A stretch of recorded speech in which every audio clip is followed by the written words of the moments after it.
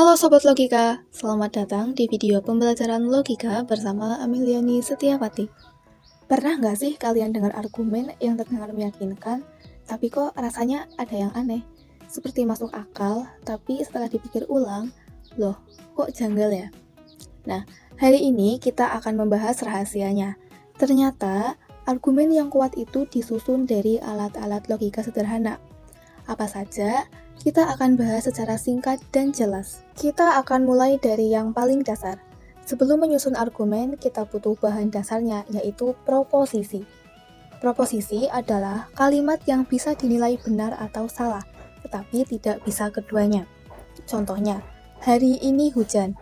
Ini jelas proposisi, karena kita bisa mengecek apakah benar atau salah. Tetapi kalau tutup pintu itu, nah ini bukan proposisi, karena ini merupakan kalimat perintah, tidak bisa dinilai benar atau salah. Proposisi sendiri dibagi jadi dua, yaitu proposisi atomik dan proposisi majemuk. Proposisi atomik yaitu satu pernyataan tunggal, sedangkan proposisi majemuk merupakan gabungan dari beberapa proposisi. Nah, sekarang kita akan masuk ke alat-alat logika yang sering banget kita pakai bahkan tanpa sadar. Yang pertama yaitu negasi, artinya tidak atau bukan. Fungsinya cuma satu, yaitu membalik nilai kebenaran. Kalau pernyataan awalnya benar, maka negasinya salah. Dan kalau pernyataan awal salah, maka negasinya benar. Contohnya, hari ini hujan, maka negasinya hari ini tidak hujan. Kita lanjutkan dengan penghubung dua kalimat atau lebih, yaitu ada konjungsi dan disjungsi. Konjungsi artinya dan konjungsi itu super ketat. Kenapa? Karena semuanya harus benar. Contohnya, saya sarapan dan saya minum kopi. Pernyataan ini hanya benar kalau dua-duanya benar. Nah, kalau salah satu saja tidak terjadi, maka keseluruhan pernyataannya langsung salah. Sedangkan disjungsi artinya atau. Nah, kalau dan tadi ketat, maka disjungsi ini lebih fleksibel. Contohnya kita punya pernyataan, saya menonton film atau bermain game. Pernyataan ini sudah dianggap benar asal salah satu terjadi. Bahkan kalau dua-duanya terjadi, tetap dianggap benar. Lalu, kapan kondisinya akan salah? Kondisinya salah apabila dua-duanya itu tidak dilakukan sama sekali. Sekarang kita masuk ke materi implikasi atau penghubung jika maka.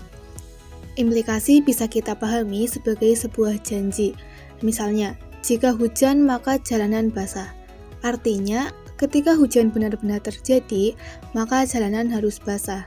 Janji ini hanya dianggap salah jika hujan turun, tetapi jalanan justru tidak basah. Selain kondisi itu, implikasi tetap bernilai benar karena janjinya tidak dilanggar. Nah, yang terakhir yaitu ada penghubung yang lebih kuat, yaitu biimplikasi. Biimplikasi merupakan hubungan dua arah. Dua pernyataan harus sejalan dan tidak boleh berbeda. Artinya, jika keduanya sama-sama benar, maka biimplikasi bernilai benar. Nah, jika keduanya sama-sama salah, biimplikasi juga tetap bernilai benar. Namun, jika satu benar dan yang lain salah, maka biimplikasi salah.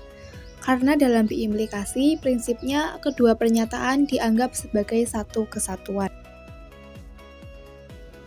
Nah, supaya kita bisa gampang ingat gimana sih bisa dianggap benar atau salah, teman-teman bisa lihat tabel yang ada di video.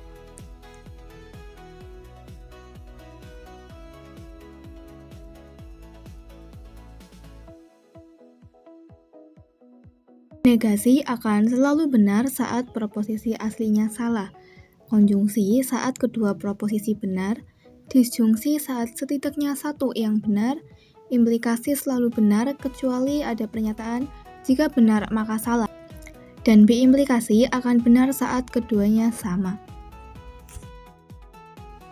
Jadi pada akhirnya buat apa sih kita belajar logika?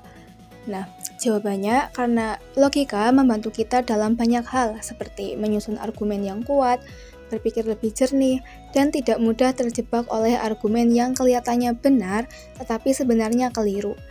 Jadi mulai sekarang coba kita perhatikan obrolan sehari-hari, berita, atau debat di media sosial. Penghubung logika apa yang paling sering muncul dan mana yang paling sering disalahgunakan? Terima kasih sudah menonton, sampai jumpa di materi selanjutnya. Bye!